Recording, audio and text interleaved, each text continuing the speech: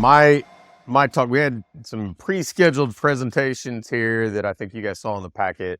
My talk was about reverse engineering the double win. And we kind of did a pretty good segue to this concept of double win during the kind of opening piece of this, talking about personal and professional. And that's really it, right? I think as a business owner, the responsibility falls to us to make sure we're getting the outcomes we want from our business. And I think that a lot of times, I mean, I don't want to necessarily speak for you, but having done this for 20 years and having owned or co-owned now 37 businesses, most of the time, people's objectives with business are not entirely business exclusive, right? There are personal objectives they want. They want to build financial security. They want to have some degree of freedom or autonomy, or at least flexibility or control. And I think that when you're trying to identify what you want, and I will say this as we get into it, it's a moving target. It is that's probably something I didn't appreciate early on, but I think that everything that I've done, from early on coaching college baseball to starting my first training business to launching a franchise to doing business coaching, everything's in pencil, right? Like, you move down the line, you're like, oh, wait a minute, this is possible, or this is a new opportunity, or maybe I'm exposed to things that are different wants. Well, I think the key here is to get clear about what it is that you want in that specific time, but at the same point, what don't you want? And that may have been one of the pieces I didn't understand all that well early on. Like, a lot of people, maybe you want to coach, but you don't want to coach at 5 a.m. 5 days a week. Well, what you don't want, again, is something you have to decide. And then for both of those, right, getting clear about what you want, getting clear about what you don't want, are you actually committed to deriving those outcomes, or are you just leaving them in kind of this dream status? Because I think you will see, if you look back at the things that you thought, well, I would like to do this, I wish I could do that, and you didn't get there, usually, not always, but usually, you can trace it back to, did my behaviors, my habits line up consistently over time with the outcomes that I wanted? And more often than not, they didn't, right? Like, you dabble with marketing for a little bit instead of commit and install marketing systems and execute them and improve them. You decide, okay, I'm going to change my schedule a little bit, and then all of a sudden you drift back in, and before you know it, you're doing the same thing you always were doing. You start to plan your week and you plan your day for 2 or 3 weeks, and then you drift back into not doing it. That's not committing, right? And you see it with your clients constantly. You see it with them all the time. They're like, oh, I want to lose 20 pounds. Well, are you willing to do the things that it takes to lose 20 pounds? I want to become a better hitter. Well, are you willing to do what it takes to become a better hitter? Because you don't just automatically arrive at the destination. So I'm going to unpack a few of these things that I think go into creating this double win. Now, I think that in our industry, and I'm casting kind of a wide net, fitness, sports performance, health, most of the people that get into it don't get into it because they are like entrepreneurial from day one. They're not business and saying, oh, fitness, sports performance, health is the opportunity. They're interested in that, right? They're passionate about it. Maybe they grew up in it, or they had this transformation in their life that it was a really important part of. And they have to figure out business along the way. So a lot of times they're not necessarily money focused, or they don't love marketing, or they don't love sales, or something like that. Well, we're going to talk about all those things now. And I will tell you that you don't get to have the double win unless you get comfortable with them. So from a money standpoint, We typically talk in our industry about gross revenue.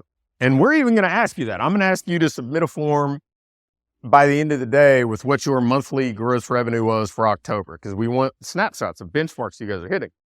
But ultimately, the gross revenue number is not what decides whether or not you get this double win. What you pay you number is. Because you've got this ideal lifestyle. And again, this is a moving target, right? Like what our ideal lifestyle was in 2007 is probably not what our ideal lifestyle is in 2024, 2025. So what's the ideal lifestyle number consist of? Well, basic needs, food, shelter, transportation, the things you got to do to just get by. Like you got to be able to check that box, because if you don't, I mean, you're constantly going to be stressed. And part of this whole personal and professional win thing is, how do I not have to worry about money? How do I not have to worry about these things so I can actually enjoy the personal side of my life? I think there's a security component here, whether we're talking about retirement or savings. You'll hear people on like the Dave Ramsey side of things talking about, having your emergency fund. You'll hear that from financial planners. If you're a business owner, it's on you to fund a retirement account or fund investments that can provide you long-term financial security. And then the third bucket for this ideal lifestyle number is opportunities and wants. Do you want your child/children to go to a private school? Do you want to fund their college education versus being reliant on student loans or whatever else, right? Do you want to be able to take vacations or drive a particular type of car or live in a particular neighborhood? These are optional, right? But if that's part of your ideal lifestyle, there's a number associated with it.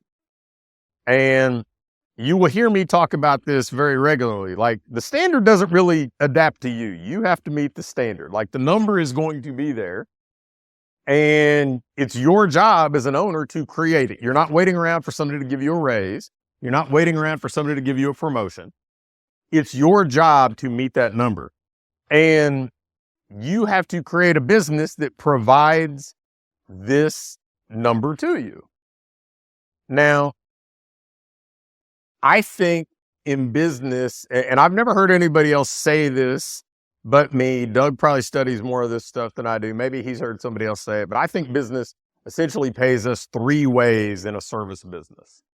I think there's the technician piece that it pays us.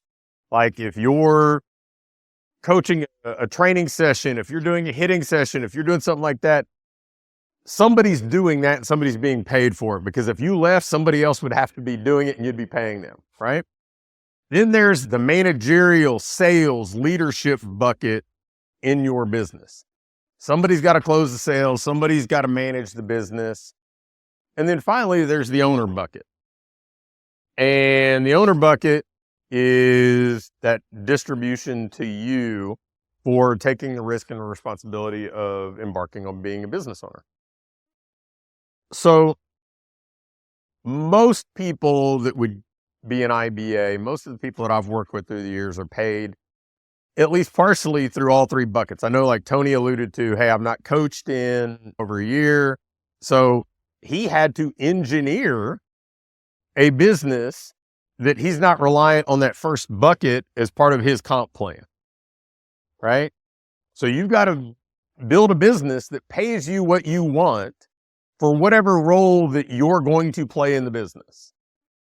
And understand that if you're not, like if you're trying to cut your coaching hours, you got to pay somebody else to do the coaching hours. So that's some of that money that would have eventually flowed to you. You've got to be able to replace by higher top line revenue so that you can pay that person and you still, right? I've seen it time and time again. People are like, oh, I'm going to hand off the coaching and I'm going to do this and that. And they're like, oh, wait a minute, there's not so much money left over anymore. Well, again, if you were trying to create this double win, you need to know, like, this is the amount of money I need to feel fulfilled, happy, like I'm getting a fair exchange as a business owner for all that I'm shouldering. Well, again, it falls to you to create that. So, all right. So the thing that I would then follow up with, that number is largely influenced by what your ideal lifestyle is, right? If you want to take vacations taking time off doesn't mean that it has to be expensive. We could go camping and that would have a completely different price tag than going to Paris. Like, so you got to decide. And, the schedule you want to work.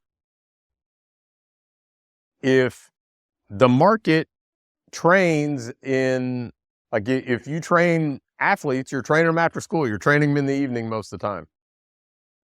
Just because you want to work at 10 a.m., that the market won't adapt to you during the school year because of that, right? Just because you want to work in the middle of the afternoon, if all the people that are part of your target market are at work, then you're going to have to train at the bookends of the day to probably meet some of your numbers. So you got to find this balance of what schedule do you want to work? What kind of home do you want to live in? What kind of experiential things do you want to do? I would encourage you to get clear about these things, because a lot of times we leave all this stuff abstract. And I think that what I have found time and time again, that if you are clear about it and you're committed to it, it's much easier to find a way. But if you just leave it as abstract, you're not going to get there. Like, if I know that there were plenty of times early on, it's like, well, if we wanted to go on a trip and I knew how much the trip was going to cost, I'm like, well, then I need to go do some work and create that amount of revenue. But if I would have just kind of left it to chance or whatever else, odds are there wouldn't have been enough evolution of my behavior to get there. So think about what your ideal lifestyle looks like and try to associate it with metrics, right? Like, how much is it going to cost to do this? How much is my mortgage going to be? My insurance, my car, my homeowner's insurance. How many of you guys have actually done that and looked at what it costs? I don't think it's a common thing for people to do, but in our industry, a lot of times we kind of bury our head in the sand about numbers. Like, most people don't want to use a scoreboard. I know Doug did a talk on scoreboards for Project 500 yesterday. Most people don't want to look at a P&L. Most people, they kind of dodge their bank account when they can because they're not excited about what it shows in our industry. And so once you get comfortable with that sort of stuff, it just becomes a game that, like, it's easier to figure out how to win if you know what the rules are. So identify what it is that you want and understand the double win for you is about you, right? Some people are very comfortable with a very Spartan lifestyle. Other people want bigger houses and different cars and whatever else. And you may fall at one end of the spectrum in one area and another end of the spectrum in another area. And that's totally an individual thing. And we'll talk more about the individual stuff in a couple minutes. But all of this is going to come with some sort of associated price tag, even time off, because you got to pay somebody else to do the work then. So there's some sort of trade that we're continually making. I heard a number of you guys say, well, I hired somebody to help do this, right? Ann said that, Ryan said that. Great. That's terrific. That's wonderful. you gotta just make sure that, okay, well, if the business has to bring in this much when I'm doing the coaching, for me to still earn as much, the business has to bring in this much when somebody else is doing the coaching. Simple, but a lot of people just, they're never clear about what those numbers are that they need to hit. All right, so the next thing that I think goes into this double win is, what does your ideal role actually look like? I can give you a little bit of context, perspective, but I'm sure each of you have your own. So the first is schedule. Like, what hours do you work? What hours do you not work? I know one of the first things I said was, what do you want? What do you not want? For me, you notice we're doing this on a Thursday and a Friday. I don't really want to do it on a weekend. And we used to do a lot of events on weekends. I mean, we ran so many events on weekends. I don't do a whole lot on, like, it's not that I would never do it, but I can assure you that 9 out of 10, 19 out of 20 will not be on weekends. And it's not that I don't work, it's just that's not the type of work I want to do on weekends, right? I want more flexibility, and I really love the personal piece of this, but it's also not the most flexible thing, right? Like, you have to be at a certain place at a certain time. You've got obligations, that sort of thing. But thinking about your schedule, if you don't want to train at 5:30 in the morning, or if you don't want to train Friday night or whatever else, you're going to have to engineer a plan to hit the numbers you want and do that. Coaching hours. There are a lot of us that, man, you were 30, 35, 40 coaching hours a week deep for years. And you may still want to work in the business, but maybe you want to coach 20 hours a week now, or 15 hours a week. So how do we engineer that schedule? I think you need to get clear. So when we talk about planning, and so many of you have been part of like our 6-week planning cycle stuff, I talk about like the coaching piece of this and being specific, not I want to work less or I want to coach less. Like, no, I don't want to coach on Thursday nights after 5. I don't want to coach Monday, Wednesday, and Friday morning before 8. Because once you're clear about it, then we can reverse engineer a plan to get there. So when it comes to sales and management, and I'm going to have some hard truths for you a little bit later, and then I'm going to have someone, Fred talks tomorrow. These are non-negotiables. If you want to be a business owner, there's going to be a selling, a marketing, a management role within your business, whether the management is the administrative work managing clients or it's managing a team because of the type of business that you want to run, if it's not a solopreneur style business. These things are required in a business. So if those are things you don't want to do, then maybe you need to be a second in command to somebody else's business that wants to do those things. Right? And I'm not trying to like rain on people's parade with that, but I've seen plenty of people be far happier not having to do certain things. So collaborating with somebody else to do those things, totally fine. Like, I mean, my best friend for 40 years is a nurse practitioner in a cardiopulmonary practice. And he has kind of small side business stuff that he doesn't really have to rely on as his primary income. He's not a big risk tolerance guy when it comes to the income stuff. So being just completely entrepreneurial would wear him out, but he's made a really good living. He's got plenty of money in savings and he likes what he does for a living. Like, there's no one rule to this, right? I mean, I was a college baseball coach at one point. You want to talk about being an employee? You got like 26 bosses somewhere, right? Boards of trustees and presidents and athletic directors and vice presidents. But there are plenty of people who are really happy doing that. So you got to figure out, like, do I want to take on the management, the sales, the marketing responsibilities required to meet the things that I want to meet as a business owner. And then from your role, flexibility or freedom. There are plenty of people that we've had in our coaching groups that come up with all sorts of reasons why they can't make it to meetings. So I can't get there because I have these sessions, or I have this, or I have that. I got to break it to you. Your business owns you. You don't own it then. Because if you can't leave, you're not the boss. And that's hard for some people to accept because they're the ones with the keys to the building or something. But if you can't leave, you are not the boss. So figuring out what sort of flexibility or freedom.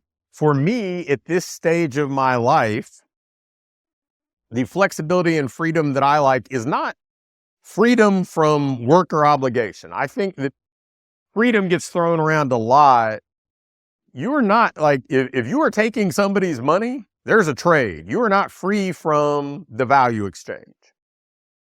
But the flexibility at which you provide your piece of the value, that's different, right? Like most of you, these are the rarities, right? Like we do 3 IBA meetings a year for 2 days.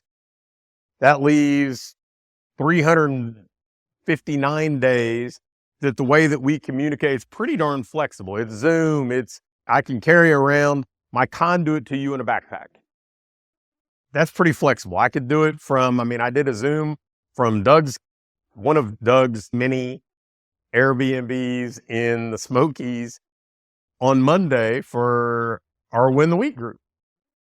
It didn't impede my ability to fulfill my responsibilities in the value exchange. So you may want some of that. Well, there are trades.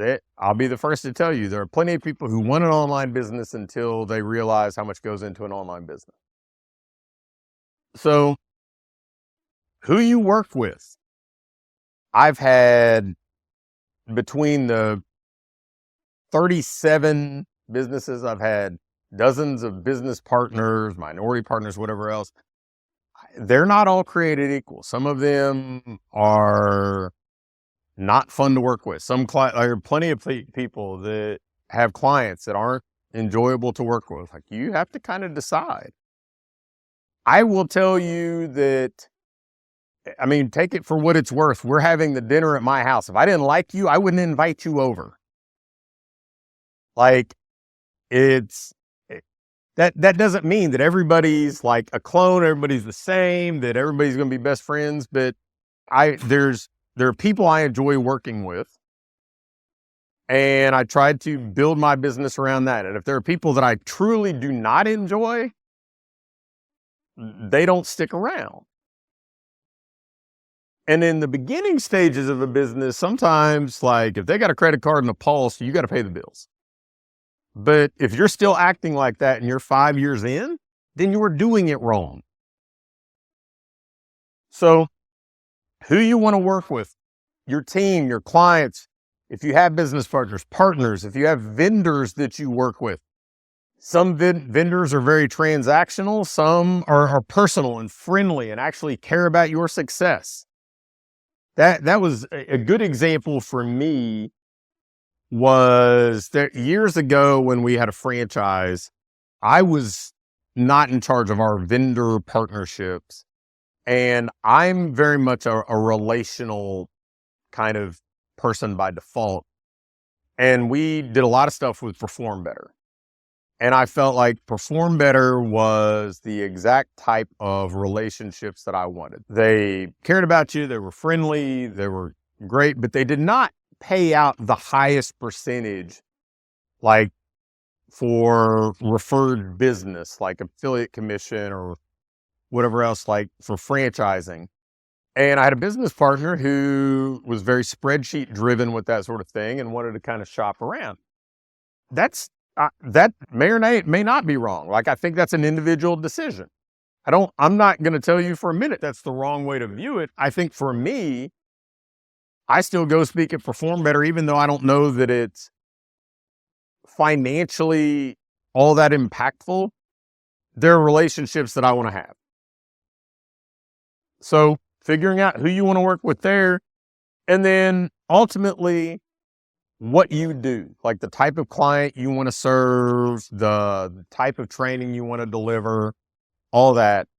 And then as we kind of get to, okay, this is what we want, this is what we don't want, this is how much we need to pay ourselves. Well, how are we going to get there?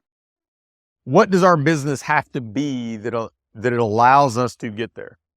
And I think if you know your numbers and you know the role you're going to play, it starts to get easier to frame this up and say, okay, what training model are we going to use? I think that when I got into the industry, the default training model was one-on-one. I think that one-on-one is the preferred training model. Obviously, has gotten less and less popular now. The most popular training model would be large group training because the franchises have really driven the number of those. I think the one that we probably steer the most people to is like small group training. So it's kind of the best of both worlds. You can charge a little bit higher price. You can stand out from the masses, but you still have a lot of leverage. So you don't need a ton of employees. But, what training model, who are you going to serve? How much gross revenue do you need to make and at what profit margin to be able to pay you what you identified as like, hey, this is my ideal number here. And what team members and how many of them are you going to have to plug in to allow you to accomplish these things while playing the role you want to play? Again, it becomes a little bit of a puzzle that you have to just solve then once you're clear about this. But most people, they kind of just arrive at the number instead of say, this is the number, what do I got to do to hit it? Let me ask you this just to see if what I'm saying is my hypothesis would be true here. How many of you were very specific about what your revenue goal was for October? Not a ton, right? And of the people who did, like, if you were off track the last week, did you change your behaviors to still try to get there? It's not as common as it could be. And I think that I'm not telling you for a minute you need to be completely money motivated because, money's a tool, right? For all these other things that we talked about. But if you just think that you're going to arrive at the destination you want to get to accidentally, how many of you would have arrived at this clubhouse if you didn't have an address? Like BJ would have, nobody else. And it's all people who've been here before, right? It's just not how things work. You don't just accidentally arrive at the desired destination. You got to know where the destination is, and then it allows you to create a plan. All right. So, I've kind of been banging the drum for this ideal business thing for over a decade. For me, that's kind of what this reverse engineering the double win is. An ideal really is just individual choices that allow you to achieve the outcome you want to achieve. Like, that's it. For me, that's it. Like, you're doing things that you enjoy doing. That does not mean that it is perfect and that you never spend time doing stuff that you don't like or whatever else, because that's not business. That's utopia.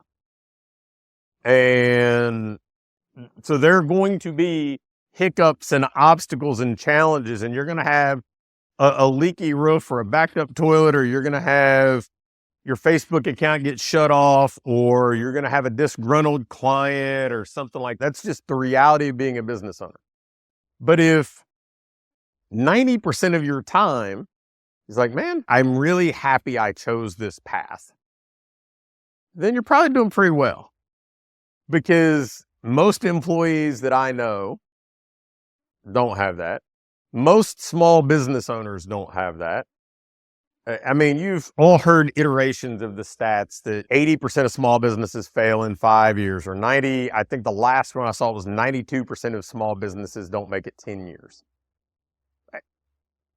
It's all kind of it's a statistical thing that can be manipulated in a bunch of different ways, because small businesses could be somebody starting up an cottage MLM thing from their kitchen table. It could be, so what's included in that, who knows? But I can tell you this, the majority of them do not succeed and do well for their owners. And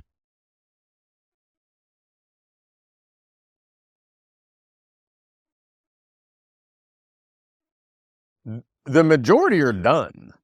But of the ones that stick around, I would still say the majority of them are just kind of getting by. There's not a whole lot that you would call ideal. One of the things that I tend to do periodically, and it's kind of maybe it's weird or whatever, but like when we go back to my hometown, I'll look in like old programs for like high school football teams. Like if we go to like an antique store, I'll look in an old yearbook where you'd have all the sponsors in them, right? And I'll look at something and say, okay, how many of these businesses that were here in 1990 are still here? And it's like 1 out of 10, right?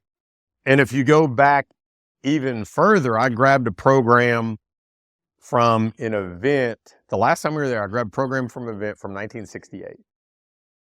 And there were like businesses that I was familiar with from growing up that like 1 out of 30 would still be existing.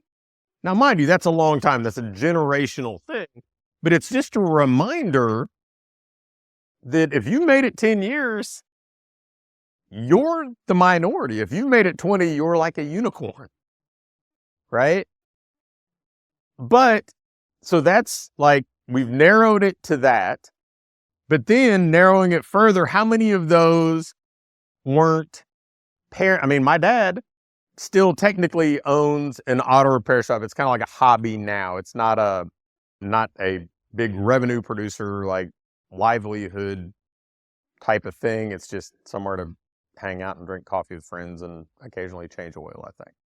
But I remember vividly growing up with my now divorced parents fighting at the kitchen table over money or tax bills being due or the stress that was incurred by that, and him taking one vacation that I can remember going. The first time he ever watched me play a baseball game, I was a junior in high school, I believe.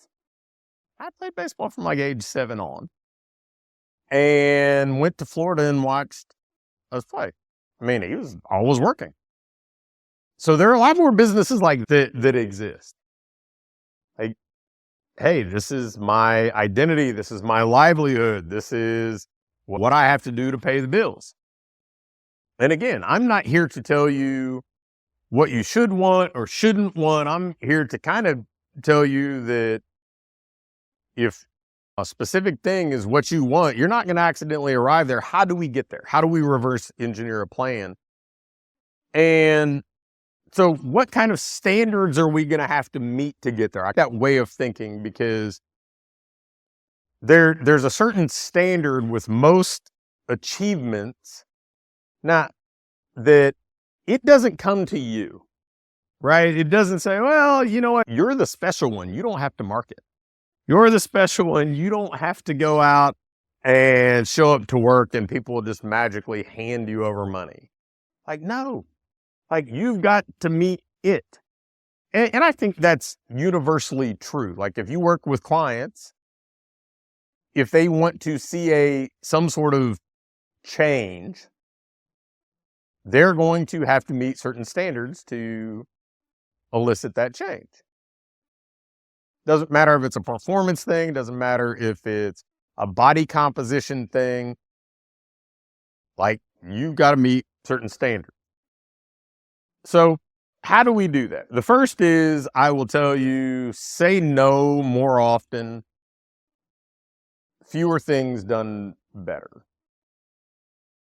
And the first thing to say no to is spinning your wheels on a bunch of social media stuff that does not drive you to the finish line. If you don't have a plan to create social media stuff to get clients, then craft a plan. But I assure you, just randomly posting periodically ain't going to do it. But more importantly, the consumption. I was talking to somebody the other day and they were talking about how they had scrolled through reels for however long. I'm like, I don't think I've ever done that a single day. And then like 2 days later, Holly like scrolled me through like reels and kept showing reels. And this the first time in my life I had ever sat there and done that. And so don't get consumed by consumption.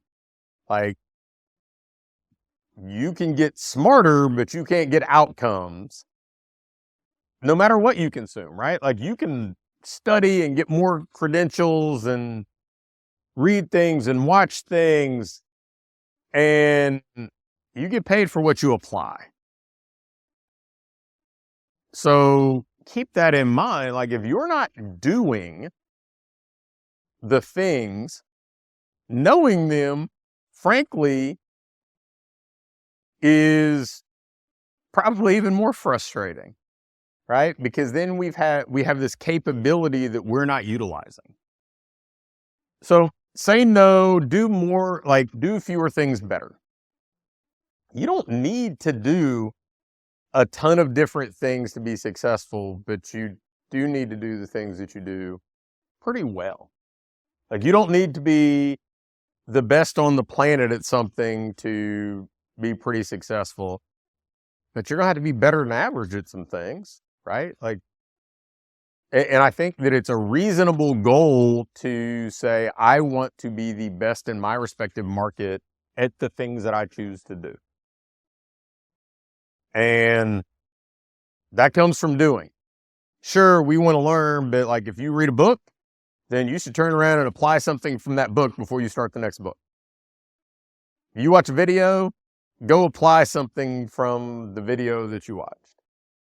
Don't just be a hoarder of information, but, falling short on the application. So here's the next one. And Fred and I talked about this yesterday at length. You have to either have access to an audience, continual, uninterrupted almost access to an audience, or you have to build your own audience. And if you don't, business will always be a struggle. Always. So let me give you an example of continuous, uninterrupted access. So if you go out the main road here that you turned off of, Shelbyville Road, if you go under the outer belt, on your right, you will see like a shopping area. There's an Orange Theory, there's a Chick-fil-A, that sort of thing, right? I mean, it's one of the higher traffic count roads in the city. And so they're paying for uninterrupted access to all this, what we would call intrusive visibility. They're being seen without people seeking them out and looking for them. So they're paying $30 a square foot for access to an audience, right? I mean, that's kind of what Amazon is. Like, in some ways, you're trying to siphon off Amazon's audience if you're offering products on Amazon. But because there's so many products on Amazon, there's no certainty that they're going to see you. But still, like, you can have that type of audience, or the thing that we've talked about forever, build a list, because then that's an audience that you control. You're not at the mercy of somebody's algorithm. You're not at the mercy of, there's so many people that I've known that, man, they used to be able to post something on social media and get tons of reach, and now their reach is pretty insignificant. Because if you understand the way that social media platforms work, that's the goal. They have influencers, they reward content creators early on to build an audience, but then shareholders, they need to see that you're making some money. So they start selling more ads and they start squeezing that. So that's why early on for any platform, the influencers are rewarded far more, and then later on, the advertisers are rewarded. So you need to build an audience. So if you're not running ads and you're over like $7,000 a month in your business, you need to probably figure out how to start running ads. And no, BJ didn't pay me to say that or whatever else. Because you want to build an audience you have control over. And it's just, it's just part of doing business. And sometimes people think of it like as this optional thing. In my mind, it's not a whole lot more optional than having a roof on your building. Like, you got to have an audience, because if not, you're always playing defense. You're always reactionary, hoping that people find you. But if you have an audience, you can make sure that there's awareness of what you're doing. You always have people that you can make aware. Now, does that mean you need to go spend $3,000 a month on ads? No. But we probably all need to get to a point you can spend $10 a day. So, and BJ, that's not a number he told me it had to be. But yeah, I think that's probably a target that we all need to get to. Now, there are qualifiers there. If you're a solopreneur, that may or may not be true, because you may be able to hit your ideal lifestyle number without running ads, just through networking and referrals and that sort of thing. But if you're going to build a business that extends beyond your own personal shadow, then I don't think in the landscape we operate in now, it's optional. It might have been optional pre-franchises and all this stuff, but I don't know how optional it is now. Guess what? You must sell. The people who don't like selling, it's probably not politically correct to say now, but how many of you are familiar with Zig Ziglar? Zig was obviously this legendary motivational speaker. He used to say, timid salespeople have skinny kids. You gotta be okay with selling, because until there's that kind of value exchange, until they're a paying client, there's a really low ceiling as to how much you can be helpful. You can give them content, you can share videos, you can do all sorts of stuff, but obviously sales should not be I don't love the word closing is associated with sales, because it kind of implies that's the end of something, right? We're closing the door on something. For me, that's like an evolution to a much deeper relationship. The people here, I have a much more important relationship with than somebody who just happens to read emails 3 times a week from me. So you got to be okay with selling, and you got to believe in what you're selling. If you don't believe in what you're selling, then you should probably get better at what you do. Because if I asked a number of you, is there somebody better than you at what you do in your market? A number of you would say no. Well, then you're kind of being a jerk to people that you're not inviting to experience what you do, if you're letting them settle for an inferior solution, right? If you think that you're far better than the alternative, and you don't give them the opportunity to experience this with you, and let's say that we're in Louisville and you've got a great small group training business, and You can help people a whole lot more than F45 or Burn Boot Camp or whatever else. But you're letting all these people in your neighborhood go there. Well, you're kind of being a jerk to the people in your neighborhood, in my opinion. Like, cool, why don't you go down there and struggle? So you've got to be okay with that, because I don't know anybody that has what I would call their ideal business that's not comfortable moving somebody to a paid relationship. They're not comfortable asking for money. I mean, yeah, you got to kind of have a little bit of a thick skin, because not everybody's going to say yes. Everybody has their own values and goals and whatever else. But if you sit around waiting and worrying that somebody's going to say no, you're just kind of saying, I'm at peace struggling too. Because it's just, I mean, that's business, right? Like, I'm not saying you have to be antagonistic about selling or whatever else. I tend to be far gentler about asking for sales than I was 20 years ago. I'm sure I was pretty antagonistic. I remember a point. How many of you remember what like a Polaroid camera is? There was at one point, like, my sales process would take like a before picture and take them through their workout. I'd lay their before picture down next to the price sheet so they could say like, oh, wait a minute, maybe I do need to do something different here. So they could essentially have a mirror in front of them. I don't think that I'd probably approach it that way anymore, but like, I mean, you got to be okay with saying, like, for me to help you, there's a value exchange here. And then I think, got to just embrace personal responsibility at like a level that a lot of the people around you won't. And say, okay, I'm responsible for these outcomes.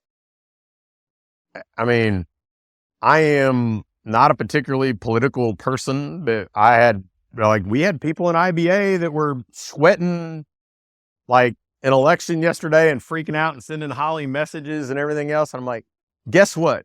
Your mortgage lender isn't going to care.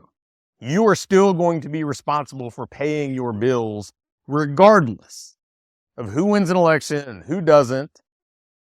So you've got to take responsibility for your stuff. And that doesn't mean that you're always guaranteed the circumstances that you want, but you are guaranteed that the responsibility falls to you. And that's something as a business owner, we've said, I will take more personal responsibility than like 90% of the people walking around in this country. Because you don't have somebody else saying, hey, we're going to give you a matching 401k and we're going to go ahead and give you this health insurance. Like, man, I got to go do the renewal for my health insurance here in the state. Like, on me. And when I screw stuff up, it's on me. So I would say you also, and I know I alluded to this earlier, you got to have a scoreboard. Like, you got to keep score somehow. Doug went over scoreboard in Project 500 yesterday. I mean, you can have a simple scoreboard. You can have a complicated scoreboard. It could fall somewhere in between.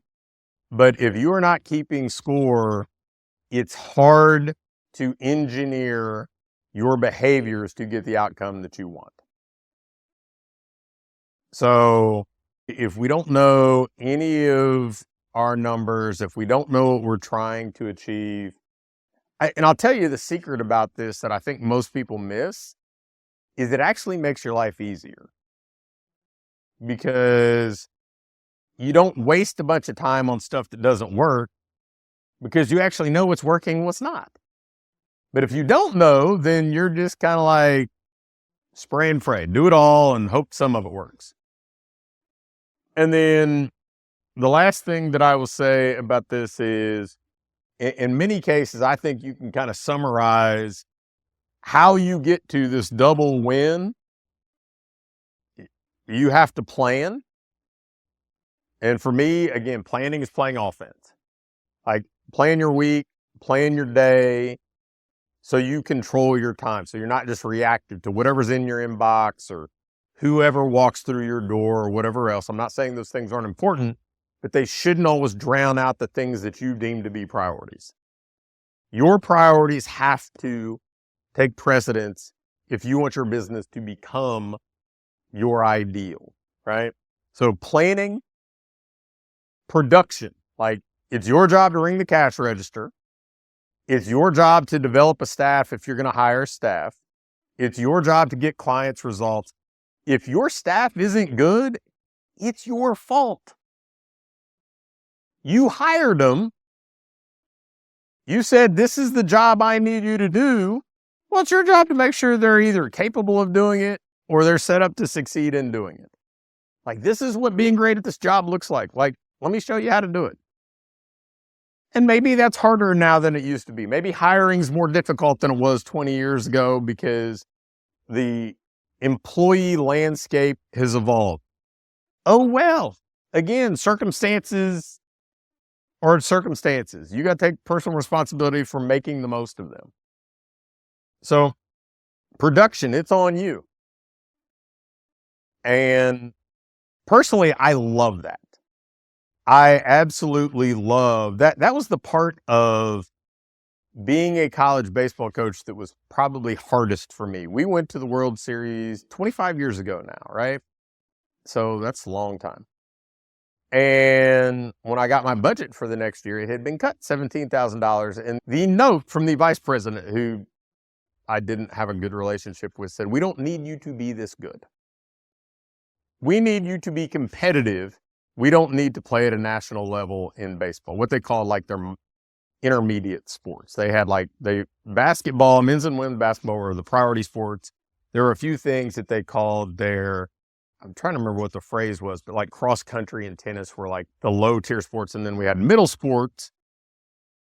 They're all non-rev sports in the NAI, but it's like volleyball, baseball, softball, soccer. Those were that middle. And they're like, man, we just need you. Essentially, we need you not to be embarrassing. And so for me, that was really hard to accept because we had gone to the World Series. The soccer team had never won a conference game and we had the exact same budget. And we carried like 3 times as many people as soccer did. We still had the exact same budget. So I'm like, man, I don't want to be in that environment. I want to be somewhere where it's on me. And the production piece of this, I'm rewarded for producing. Some people don't like that. Some people really like the security side of stuff, right? But those two things are inversely proportionate. The more security you have, the less opportunity for upside you have. So you got to decide. And then finally, planning, production, perseverance. Doug should be very happy that I used alliteration here. None of this is seamless. None of this is smooth. When somebody is like, oh, I just need to have my systems installed and then it'll all be easy, as if you never have to evolve them and nothing ever breaks. That's just not how things go because we're dealing with something that's imperfect and there's a strong human element. This is not a conveyor belt, right? And those even break. But like you have to persevere. The economy goes up and down, and so the people that you're selling to, they're going to react to it. Even if you don't react as much, some of them will react. We've dealt with all sorts of economic ups and downs since I've owned businesses. Most of us owned a business during a pandemic, right? If you work in the sports performance landscape, there's a huge seasonality to things. And then if you train athletes, just in the time that I've been owning businesses that train athletes or owning certification organizations or whatever else, that landscape has evolved like crazy with travel and club sports and so much of the strength and conditioning being taken in-house and the private sector, the instruction side of it growing so much. Like the landscape's going to change and you're going to have to persevere while you figure it out because you're not always going to be the one who's like riding the wave and in the perfect spot at the perfect moment. Sometimes you're going to be a little bit late to the party, and sometimes you may be a first mover and even be a little early, and that's okay. You're going to have to persevere through that. But again, that's the trade. If you want to be in a position where you get the quote unquote double win, those are the table stakes. Those are the standards, and they're not really negotiable. Yes, everybody can find the outlier that, oh, this person was the first mover in their market, and so they had all these advantages or whatever else. Sadly, I've never been that person, so I don't really know how that works. But this works pretty much universally. Like if you kind of think through what I just said here and apply it to you, your goals, your circumstances, it will work. Because everybody that does it, it works. But if you're waiting around for like the magic bullet or the perfect funnel, or thinking that this thing's going to solve all your problems or that, like, man, every once in a while, like somebody's the outlier, right? Like somebody wins the lottery too. But I'm not going to put all my eggs in those baskets.